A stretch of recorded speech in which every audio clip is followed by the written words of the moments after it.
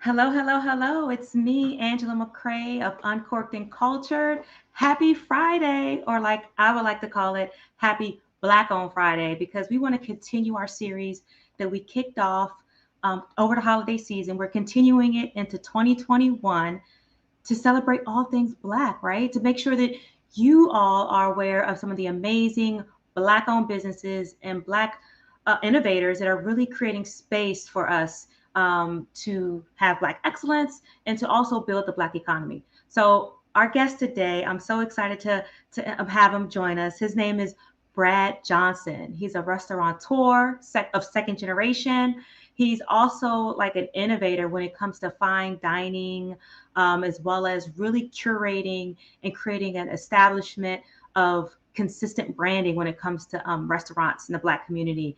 So I want to bring him on and join us. Welcome to Uncorked and Culture, Brad. Hey Angela, how you doing? I'm amazing. How are you? I'm great. You look fantastic. Your skin is glowing. Your hair is perfection. Thank you Friday so night. much. Yes, it's Friday night, and here we are, right? Here we are. Thank you for joining us. I really appreciate it. I mean, I've been following your work from my days in Los Angeles with Post and Beam.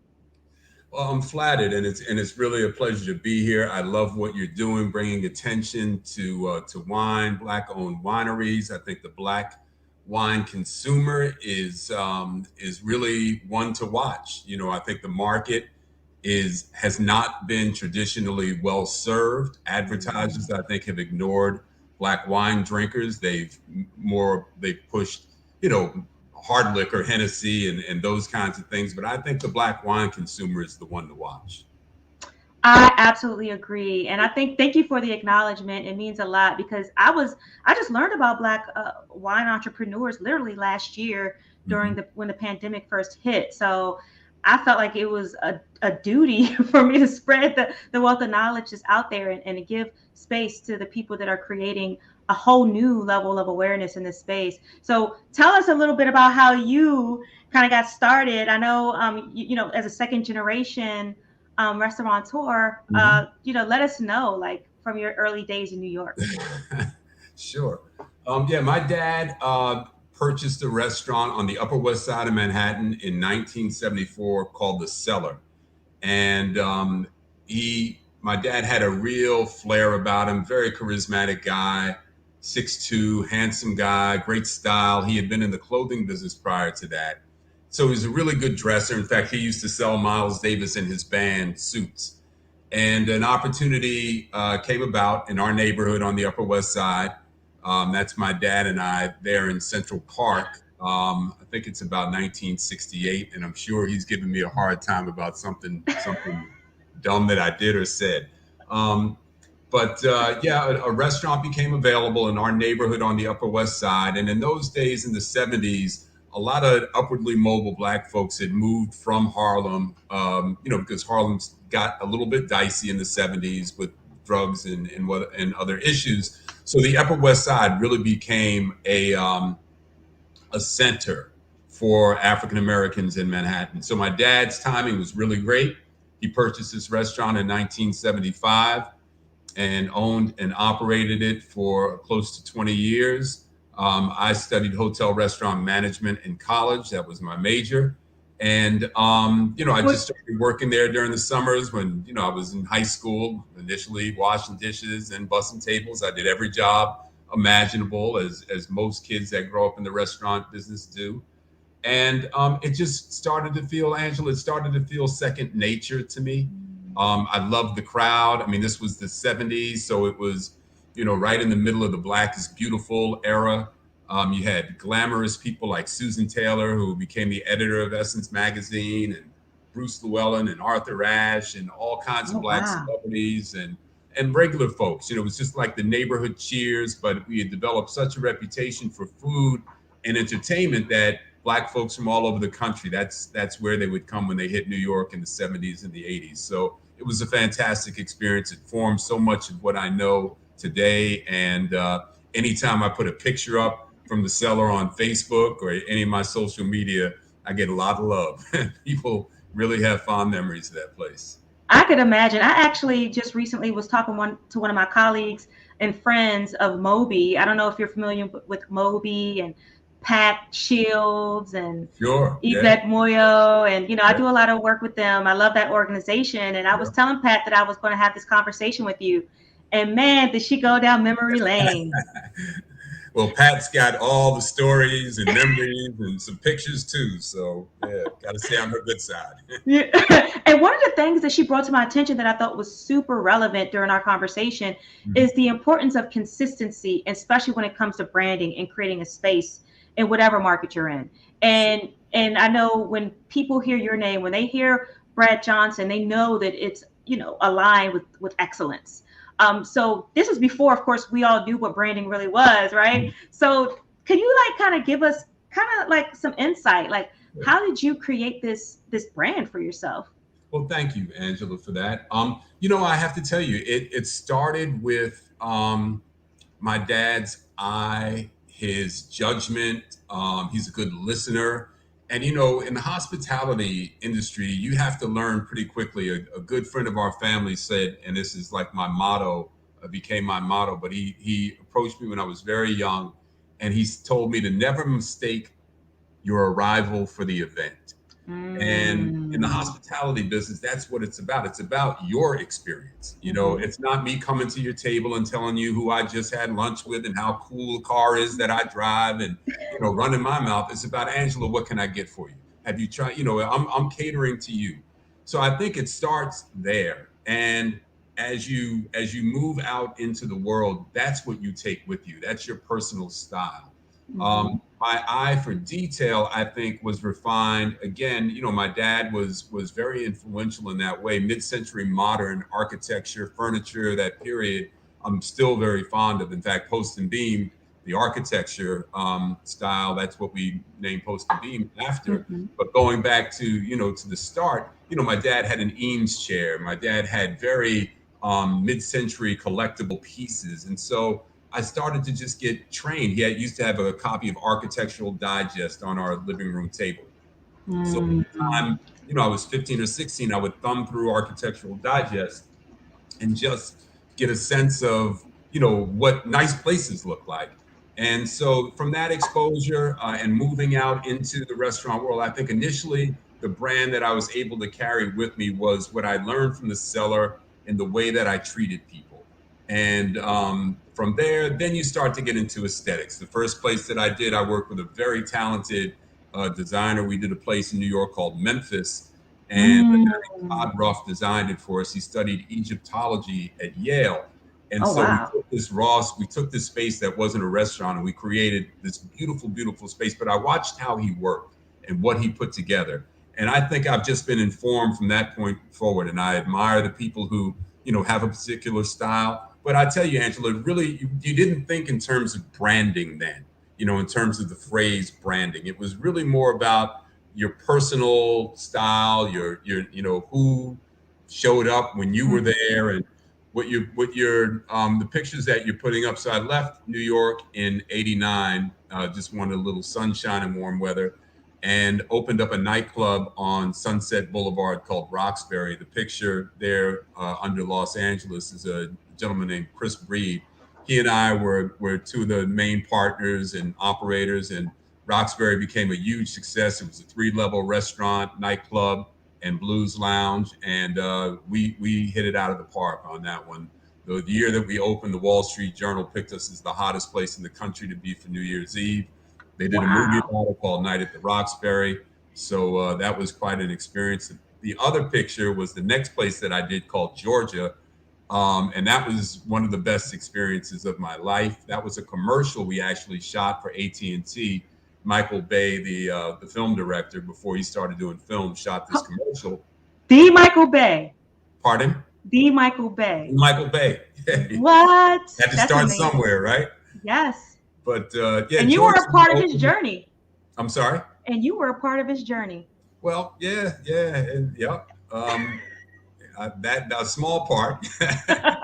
He didn't come back to me when it was time to shoot Pearl Harbor. So I guess this was the beginning and the end for us. But Yeah, Georgia, we opened in '93 during an interesting time in LA. I had great partners: Norm Nixon, Debbie Allen, Denzel Washington, Kareem Abdul-Jabbar, Eddie Murphy, a guy named Alvin Clayton, who owns a place called Alvin and Friends in New Rochelle, New York. Which, if you haven't been there, Angela, you got to go. Alvin's place is phenomenal.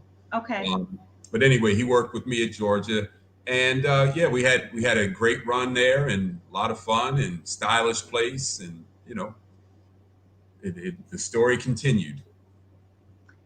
That's awesome. That's awesome. And I feel like, you have so much knowledge. I'm sure you've learned so many lessons throughout your journey with opening so many amazing establishments. So you've taken what your father taught you from the cellar Mhm. and taking those lessons into your legacy that you've continued to build. So can you just kind of, from, just as a Black man in America perspective, and just like seeing how things are changing in this country, the importance of generational wealth, creating a legacy. Can you Sure. kind of talk about a little bit about that for us? Sure. Well, as you know, I mean, we all saw a lot of what the news told us this past year, or became newsworthy. The wealth gap, between Black folks and white America, it has not changed since the '60s. Um, and so, I'm very fortunate to have had, a father who, was in business, and I got to follow him into business. And the clientele that we formed back in New York, my father's age group was the bulk of that clientele. Then as I moved into the business, it became younger folks in my age group. Those folks have moved with us through the decades right up into Post and Beam.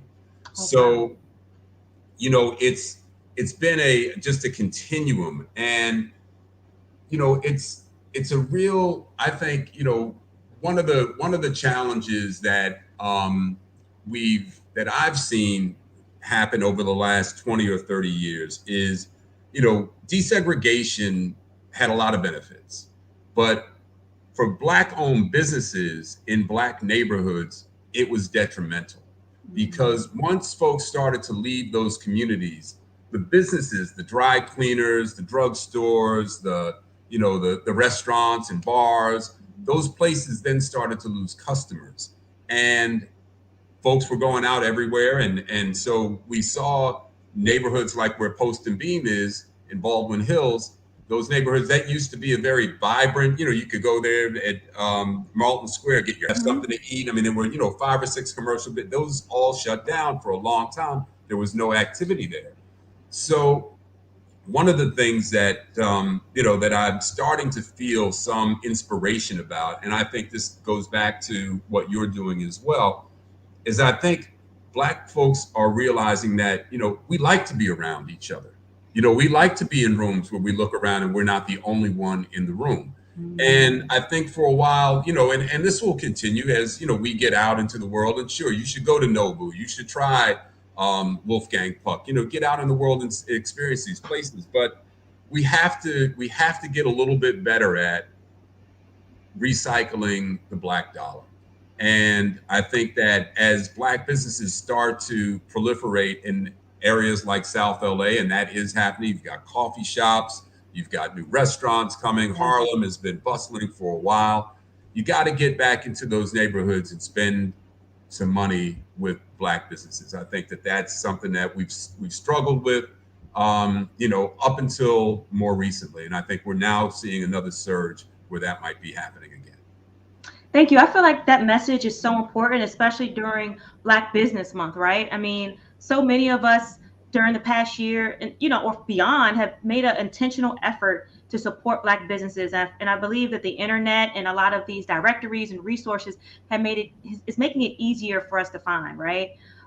Because we don't have the advertising. A lot of Black businesses don't have the advertising dollars.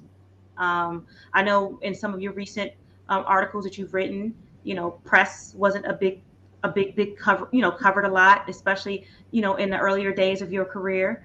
And a lot of times it gets, information gets spread through word of mouth. And so I feel like, I charge everybody that's watching to make sure that you try to visit at least one Black business, especially particularly a restaurant, at least once a week. I think that's doable. I don't know, Brad. Yeah, no, What do you I charge agree. people to do? Yeah, I'll give you a quick story. When NBA All Star Weekend took place in LA a couple of years ago, it was the same weekend that Black Panther opened in the theaters, right? Mhm. And NBA All Star Game was at Staples Center, and it looked like Black culture, just on steroids. You had music stars, actors, Hollywood was there, all the athletes, but it was definitely a Black affair. Post and Beam is all of 7 miles from downtown Staples Center. Yet we did not receive $1 of Mm. extra income in parties, in patronage, any part of that business. It all stayed downtown or in Hollywood. And I wrote an article that highlighted that, how ironic it was that Black culture was being celebrated on that particular weekend, yet our Black owned businesses in the community didn't reap the benefit at all of any of that additional dollar that was being circulated elsewhere. And I bring that up to say that, as there's more money around. The buying power of African Americans is something like $1.2 trillion in this Mhm. country. And the more cognizant we are of how, the old saying, a rising tide raises all ships, right? Yes. Yes. And so if I do well, I can help you do well, Angela. You have a show, I have a podcast. You've invited me on your show. That helps me. Hopefully it helps you. We can help one another and we can all do well. And sometimes I think we get into a little bit of, competitive because I don't have what you have or I want what you have. And that's not going to get us anywhere. We have to look at our collective value and value one another, value our restaurants, value our people who are promoting their businesses and trying to encourage us to support Black owned wineries. Embrace that, support it, and it will lift us all up. Absolutely. Well said. And I think that's important. I think people are starting to understand that collective understanding. I think this past year has showed us a lot. It also has made a lot of millionaires based off of that collective, understanding, and I agree wholeheartedly with what you said. And I put up a picture just a second ago because I wanted people to just see a bit about what Post and Beam, the type of clientele that comes there, and the level of excellence that exists. I mean, I've celebrated multiple events at Post and Beam. My first ever short film premiered at the Pan African Film Festival, and guess where we came afterwards to celebrate for that celebration dinner. Yeah. Post and Beam. So I know recently, a few years ago, you actually transitioned from act to day-to-day operations. Do you want to talk a little bit about Yeah, that sure. and how Absolutely. what So you're doing that now? the picture that you're showing there, the gentleman that I have in the dark shirt, that's John Cleveland. He and his wife Ronnie, who you can see in the background there in yellow pants. We sold the restaurant to John. He was our chef, and Wow. I wanted to keep it Black owned. John's a very talented young chef with a real bright future. I think he's one of the most talented chefs in the country.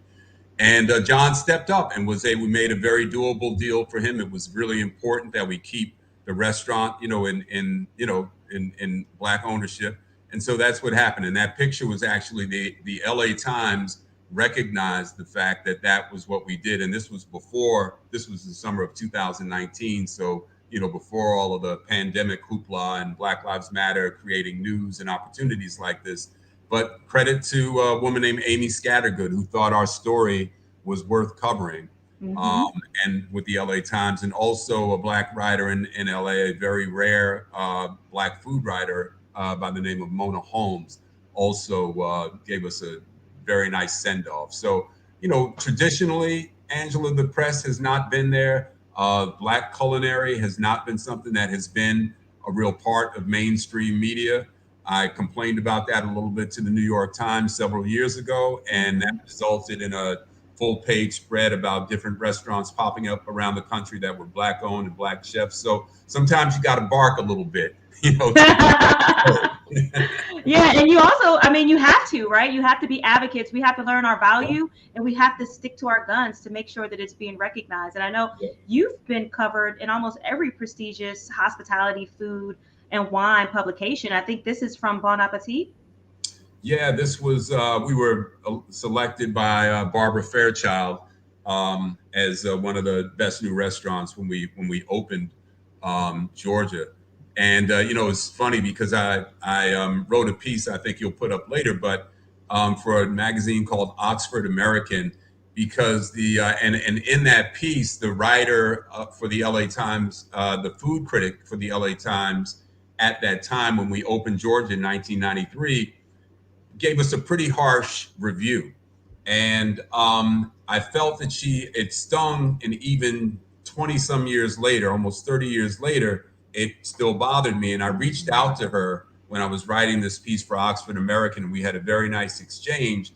And I told her where I thought she, missed some of the context about the fact that Georgia was a black owned restaurant where there had not been one.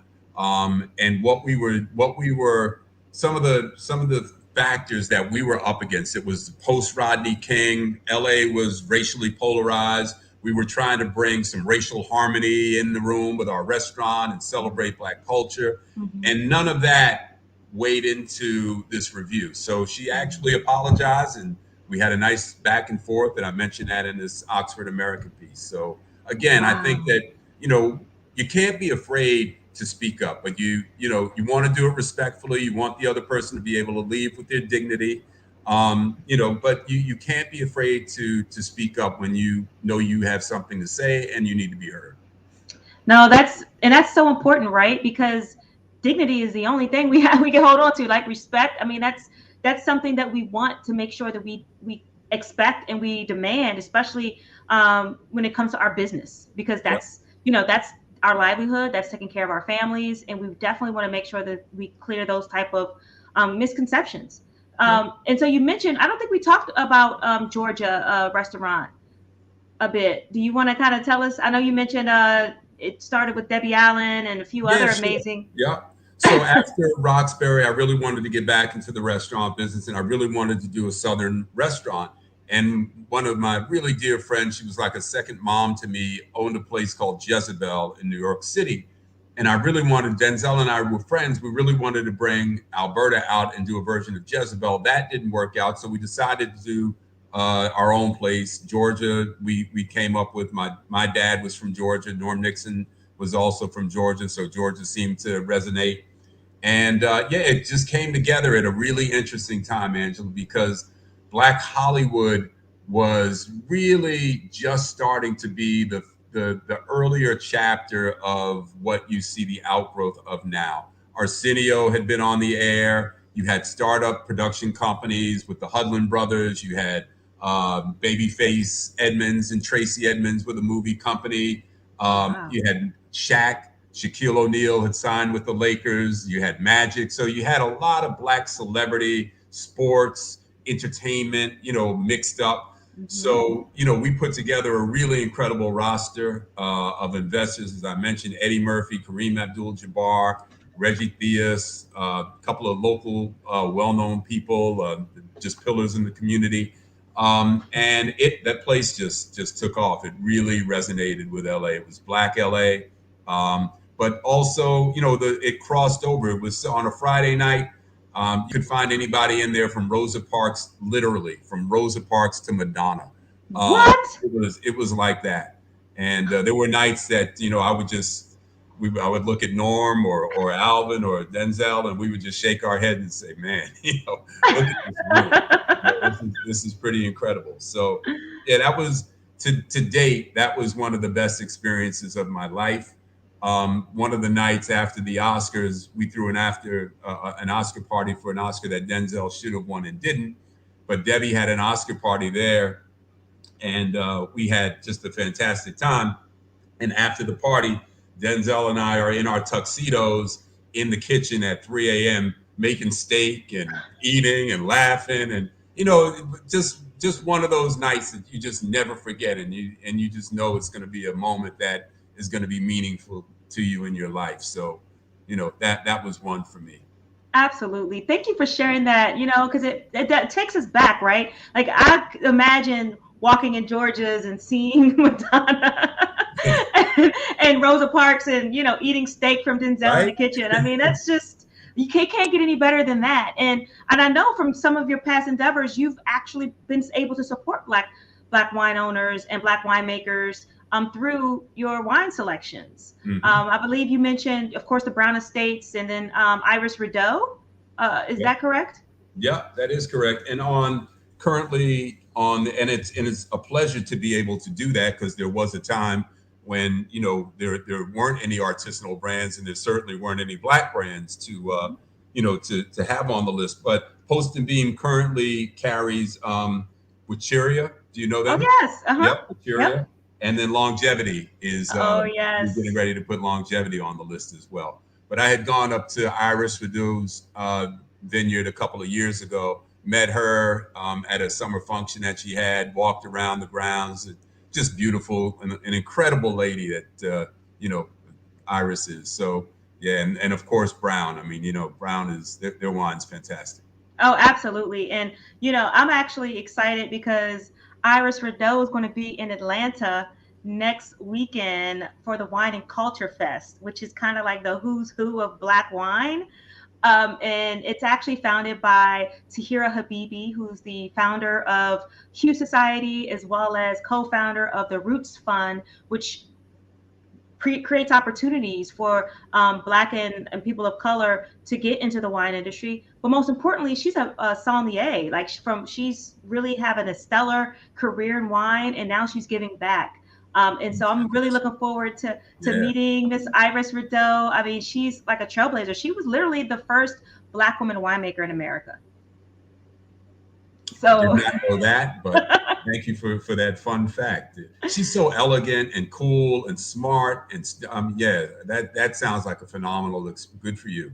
I'm happy for you that we'll get to meet her. Thanks, Brad. Thanks. And I Yeah, know she used to do her bands, her live music when she had the vineyard, and the vineyard still exists under new ownership. right. And and Phil Long, like from Longevity Wines. I mean, he's amazing. He's the president of the Association of African American Vintners. Yeah. So his story is also compelling. And so yeah, and so this is important because I felt like it was, wine and of course hospitality are hand in hand, Hmm. and just being intentional. And I want to commend you as well as the other your other leaders and team that you work with to really being intentional about carrying wines such as Washiria and Longevity. Thank you. Of course. Yeah. I think your timing couldn't be better, Angela, for what you're doing. I really do. I mean, I think it's the perfect time to bring awareness to these vineyards, and I think we're going to see some real growth here in the next few years. Awesome. Well, definitely make sure you go to our website because we do have a list of over 100 Black wine businesses. So if you're looking for other suggestions or other, winemakers, I could definitely send you over a short list. Fantastic. So one of the things that I was really impressed with you, Brad, is after all of the success that you've had, you still is taking the time to really share the story, share the journey, inspire a new generation. So can you just talk about, in addition to the piece that you wrote for Oxford American, what are some of your other ways of like sharing stories and writing? Mhm.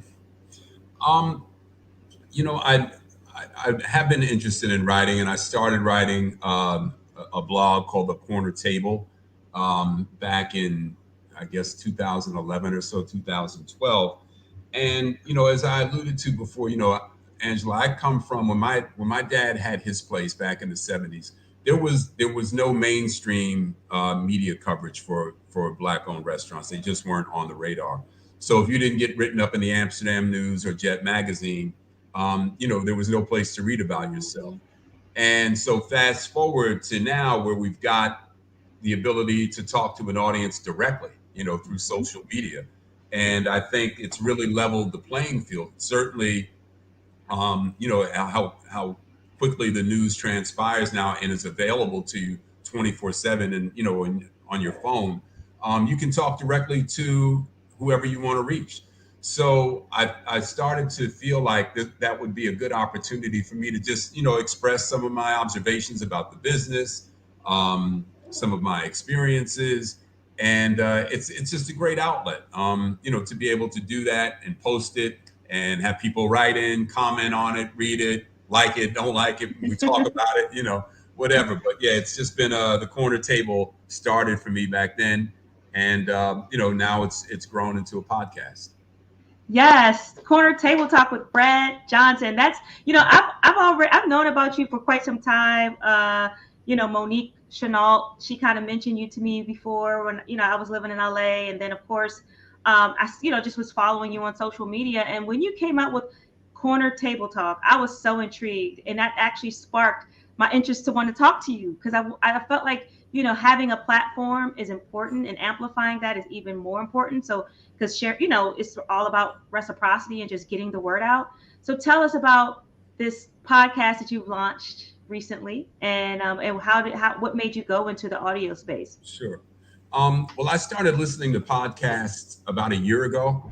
I found that with the pandemic, sometimes music, which I would normally listen to when I worked out, my headspace just wasn't quite there. It was just such a crazy time with George Floyd, and music wasn't always what I wanted in my ears. So I started listening to podcasts and found exercising or walking or going on my bike ride with a podcast that was informational or instructive, or was just really a good way to spend my time while I was working out. And then I happened to get a call from a woman who I knew in LA, who knew a gentleman who was starting a podcast network and wanted a hospitality segment, or wanted someone to do a hospitality podcast. And she recommended me. I ended up speaking with him, and I loved the idea. I felt like it was a comfortable space for me, because having been in the restaurant business my whole life, I talk to people for a living. I listen for a living. So I felt like it was just in my comfort zone. And then, I also recognized, Angela, that was a really good opportunity to just kind of reach back into my Rolodex and the people that I've met over the years and capture their stories, in my own intimate way.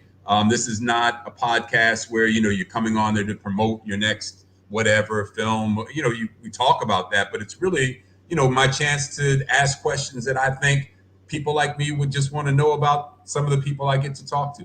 And I've had some really great guests. Of course, Norm Nixon and Debbie Allen are my aces. I call them my North Stars because they've been, instrumental in my life, very instrumental in my life since the New York days. But I talk with Tracy Ellis Ross, Danny Glover, Nelson George.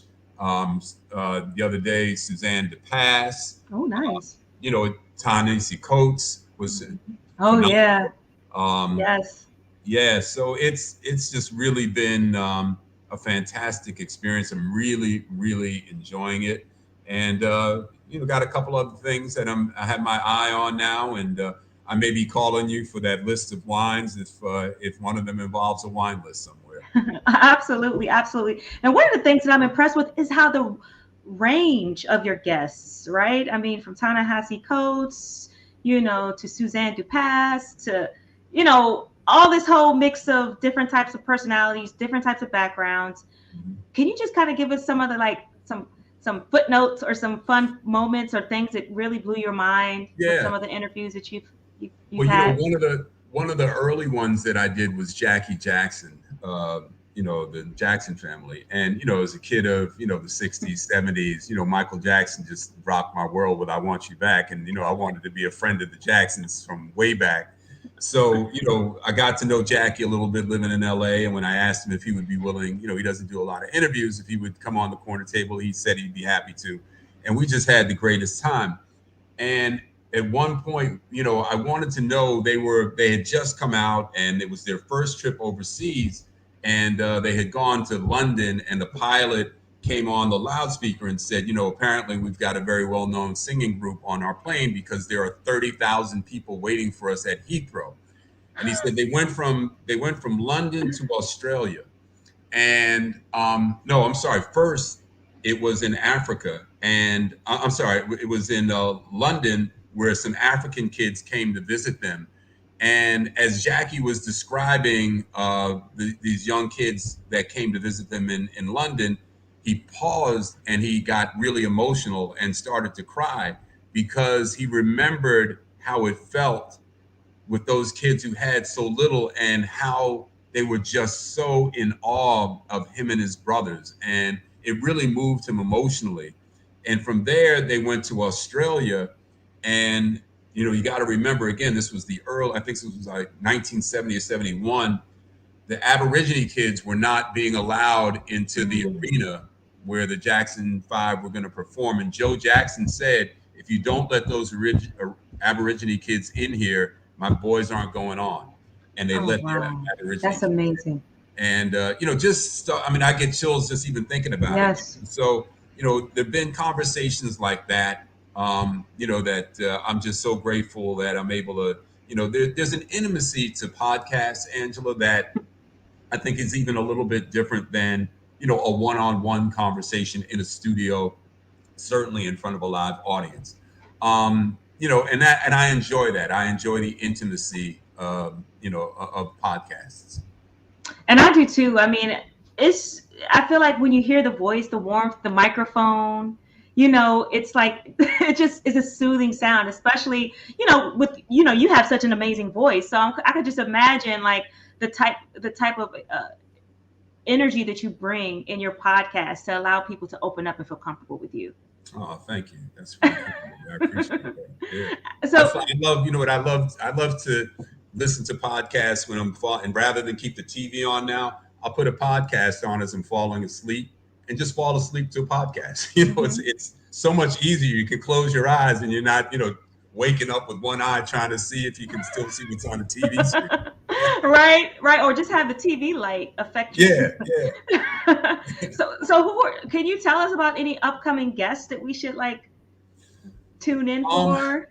Yeah, sure. I'm really excited to have. I'm a Knick fan from way back, and the '67 Knicks were the last Knick team to win a championship. So I've got Walt Clyde Frazier coming up in a couple of weeks, which is going to be a lot of fun. Next week, I have Dr. Keith Black, who is one of the top neurosurgeons in the world. He's an African American, works out of Cedars-Sinai in LA, and he is considered, one of the top neurosurgeons in the world. So that's a conversation I'm really looking forward to. I have Dawn Davis, who is the new editor of Bon Appetit, an African American woman out of the publishing business, who is now the editor at Bon Appetit. She's coming up in another week. Just did Holly Robinson Pete. We love her. Everybody loves Holly Robinson. And then I also work in some folks who don't have bold-faced names, but I think whose stories are really intriguing, like Lokalani Alabanza out of Nashville, Tennessee, is a sister who created a vegan CBD ice cream line. She's doing some really cool stuff. So you might not know of her now, but you will know of her soon. So, it just gives me the opportunity to kind of pick and choose. And if I can pull somebody very well known and get them on, that's great. But I also like doing some folks that aren't as well known. I love it. So it's like it's because that's a good balance, right? So your audience is always learning something, whether it's something similar to the story that Jackie Jackson told you, or whether it's somebody innovative like the woman you said she was in Nashville. She's in Nashville, Tennessee. Yeah. And again, it's not the shows aren't for someone to promote. They're not promoting a movie. It's not the same kind of conversation you'll hear on, the late night TV talk shows. We really get into some subjects, and Isaiah Thomas and I had a really deep conversation. We talked about how Black men on the street, we used to nod at each other when we walked past one another. It was like that. We've come so far from that. And we talked about his involvement in gun violence in Chicago and Detroit and all the stuff he's done.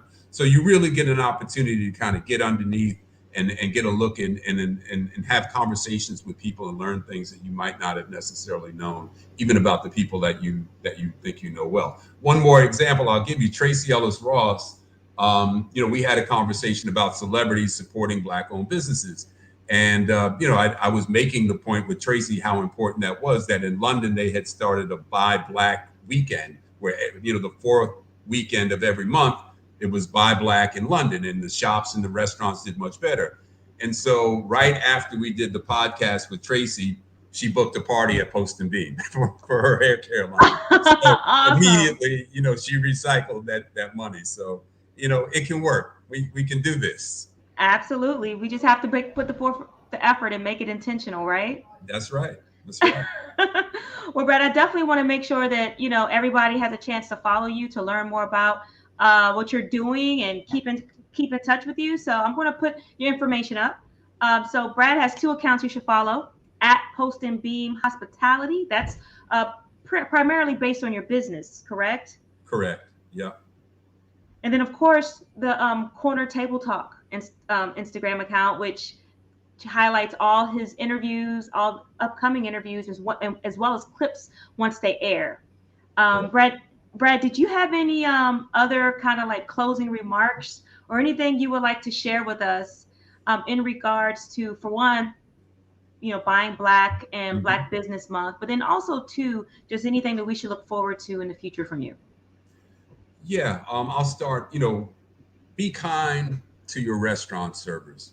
Restaurateurs are very challenged these days. It's been a very difficult 18 months with lost revenue, employees that have scattered. The labor pool has shrunk. It's very hard to find restaurant workers. So when you go to that local place and it takes a little bit longer for your server to get to the table, just be patient. Know that the restaurant owner or the chef or the operator, they know, that's a challenge. But don't yelp, don't write negative comments. If you need to, say something personally to the manager or the owner, but let's support one another social wise, and let's not bash our Black owned businesses, on Yelp and in over social media. As I said before, a rising tide raises all boats, and I think that's the thing that I want to really kind of leave with. I really want to see us start to show some love and some kindness towards one another again. I know that we can do this, and that's really what it's going to take. There's so many leaders in our community. There's so many people doing great work. Angela, what you're doing, I think, is phenomenal. That you reach out to people like me who, have an opportunity to come and talk to the people that follow you. I think as long as we keep doing that with one another, there's something that we can build on, and we can take this thing, to the next level. I really appreciate that, Brad. And your closing comments kind of sparked a question, if you don't mind me Sure. asking, because I know some of us, a lot of entrepreneurs, a lot of young entrepreneurs out here that are look up to people like yourself, and are challenged, with not having the right amount of resources and access. What are there any lessons that you might have learned through your journey, or any suggestions or tips or insights you would want to give young entrepreneurs, particularly those that are opening up restaurants? Yes. First of all, start watching the business news. Turn off ESPN and turn on CNBC, and watch people like John Bryant. Listen to people like him talk about how to raise your credit score, because when you go to open your restaurant, you're going to need credit from your vendors, and your credit score matters. Your credit score is your reputation. It's your financial reputation. Treat it respectfully. Don't run up your credit cards and not pay them. Pay them late. Build up your credit score, and reach out to people like me. I get calls all the time. I talk to people, constantly, that are thinking about doing something or have an idea or have a project, and it's not always, something that I can get involved in, but I can certainly and will certainly be happy to talk you through some of the do's and don'ts so that you can avoid some of the mistakes, because I've made most of them. So, if I can help in any way to keep some folks from making some of the same mistakes that I made, more than happy to. And if you are in a position, don't pay rent, buy real estate. Hmm. Now let's say that one more time, Brad, because that sounds like that's the key right there. Well, yeah, I mean, you look at a person like Greg Doolan of the Doolan family in Los Angeles. Greg owns his building on Crenshaw that he's currently renovating, and he's going to open up a new place there. But because Greg owns that building, he was never worried during COVID about losing his lease, getting kicked out, what the landlord was going to do. None of that. Okay. You own the property becomes the underlying asset. And a lot of times that carries more value than your business. So own the property if you can. It's easier to do than you think, especially with interest rates so low. Put together a limited partnership, go in on the real estate, then create the funds to renovate and open and create your restaurant. But wherever you can, wherever there's an opportunity, look for markets where you can buy the underlying real estate. Don't be a renter. I love that. I love that. Thank you so much, Brad, for taking time to sharing those gems of wisdom with everyone that's watching today. And thank you again for joining me. And I'm just going to put it up here one last time so everybody can get a chance to follow you. For those who just joined, make sure you follow Brad Johnson. Like he said, reach out if you're a young entrepreneur that's looking for some tips, some insights, just someone that can give you a little bit of wisdom. Feel free to follow him. He was very receptive to me, so I really do appreciate that, Brad, because you've been great. You've been great to work with and facilitate this whole conversation with. So thank you so much for that. Well, Angela, you're welcome, and I have to commend you because everything that you did, everything you said you would do, you did. You were totally on point, and it's really been a pleasure. And I wish you well. We're going to be in touch. Awesome. Thank you so much, Brad. And you have an amazing, amazing weekend. And I'll talk to you soon. You got it. You too. Stay safe. All right. Thank you. All right. Bye-bye. Bye. And so for those of you guys who want to continue the conversation with Brad and learn more about how you can support him and what he has going on, make sure you reach out to him. Visit his website where you can learn about the history and a little more, some more fun facts of the stuff that he's accomplished throughout his career in hospitality and restaurant ownership, as well as all the stuff that he has going on with the writings with Oxford American, James Beard Foundation, and a few other exciting things that he has going on by checking out his website and, of course, following him on Instagram. All right, guys, so this is it for me. I'm pretty much done. It's Friday. It's an exciting week ahead. It's the last week coming up of Black Business Month. So I want to, charge everyone out there to make sure you take time to support Black businesses. Try to at least, visit at least one Black-owned business, Black-owned restaurant rather, before the end of the month. So that way we can kind of show reciprocity. And then, of course, follow some of Brad's tips. We all know it's hard with COVID out here. Restaurant industry is hurting. So be gentle and be kind. So with that being said, I'm going to close it out. And I wish you guys all an amazing, amazing weekend. Thank you.